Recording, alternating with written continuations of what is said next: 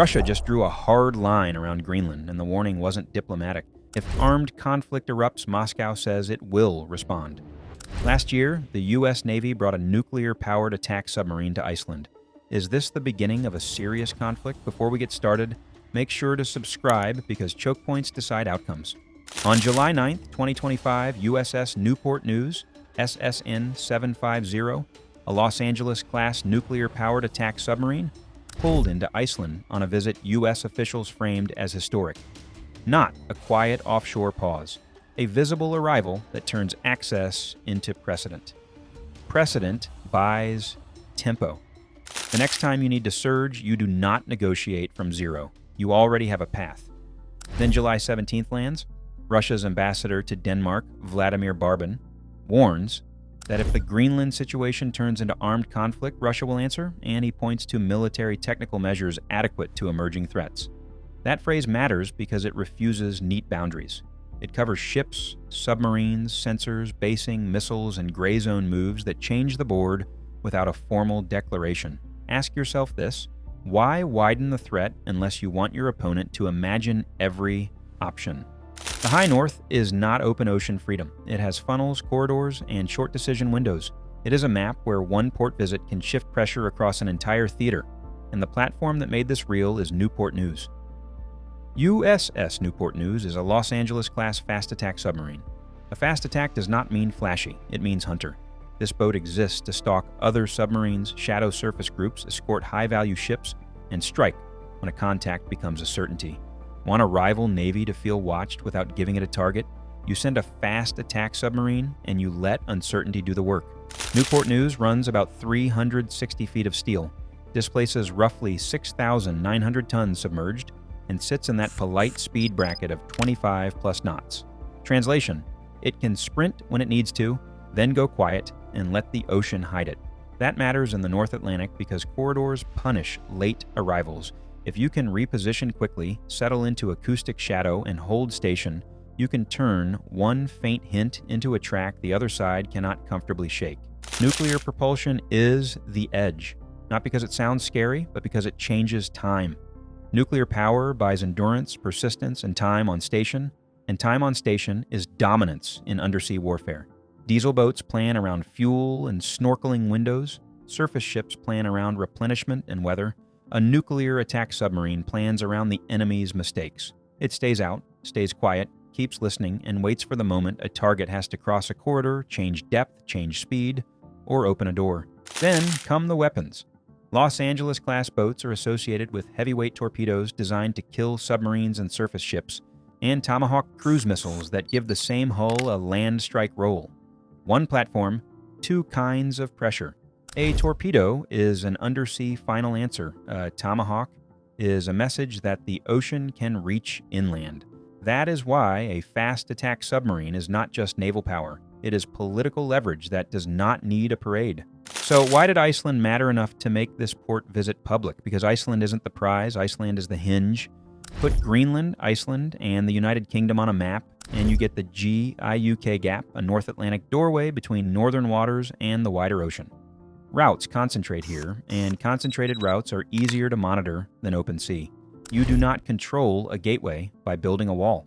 You control it by making movement detectable, trackable, and expensive.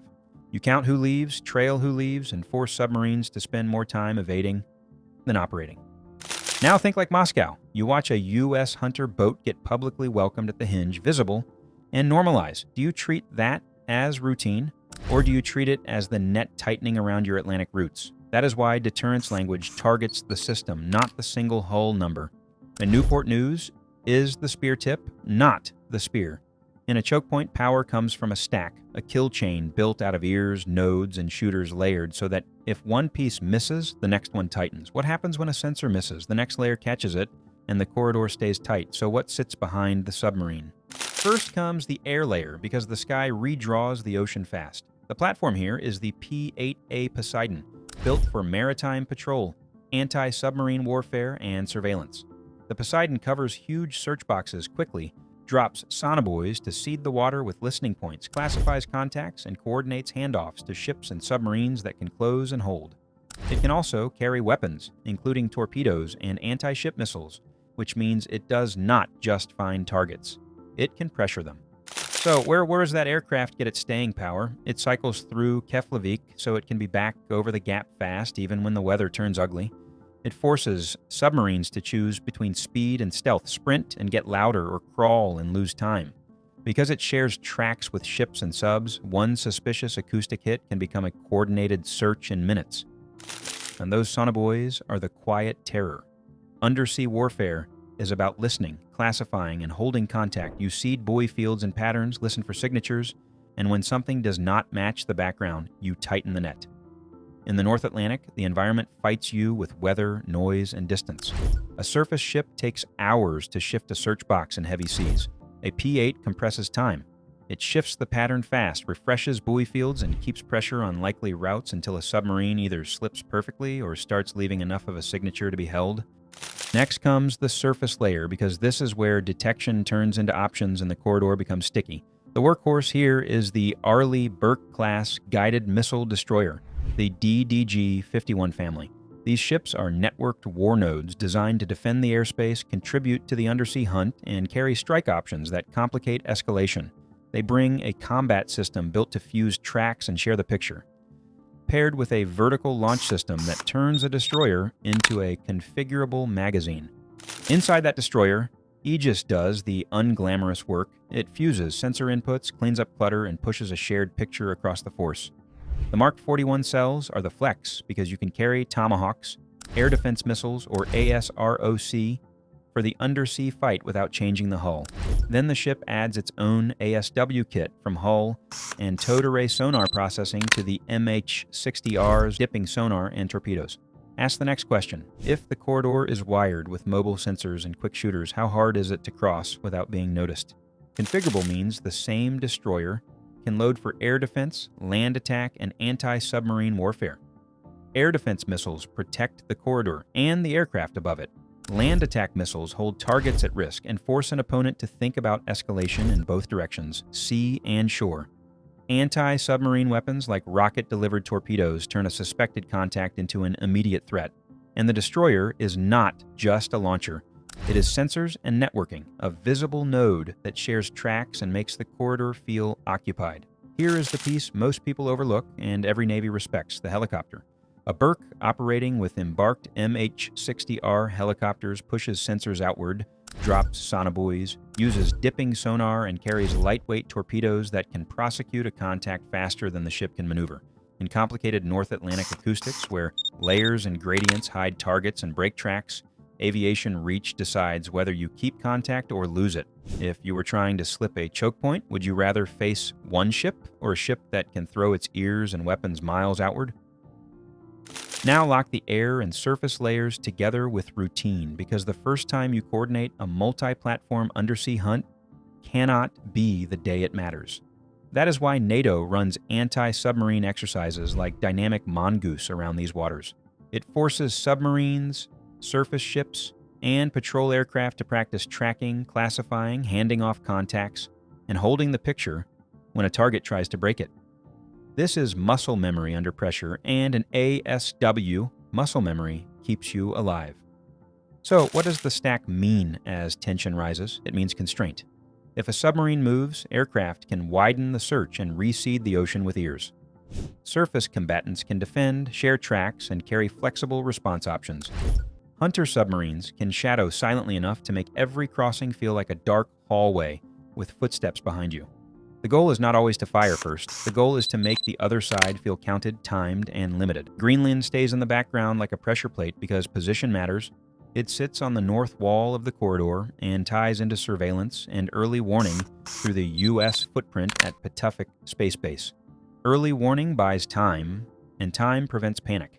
If sensors buy minutes, leaders can choose, and choice is the difference between deterrence and accident.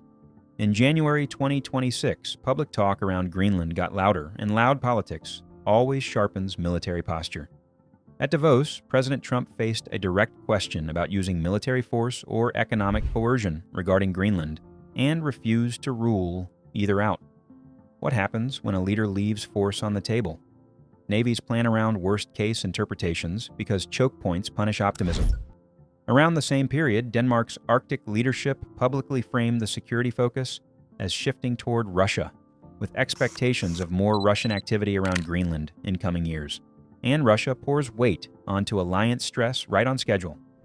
Foreign Minister Sergey Lavrov called the Greenland push a deep crisis for NATO and highlighted the nightmare scenario of one NATO member threatening another. That is the atmosphere, and atmosphere matters when sensors and ships compress decision time. So here's the danger, and it does not require a declared war. In choke point space, misreads do the damage. A port visit looks like net tightening.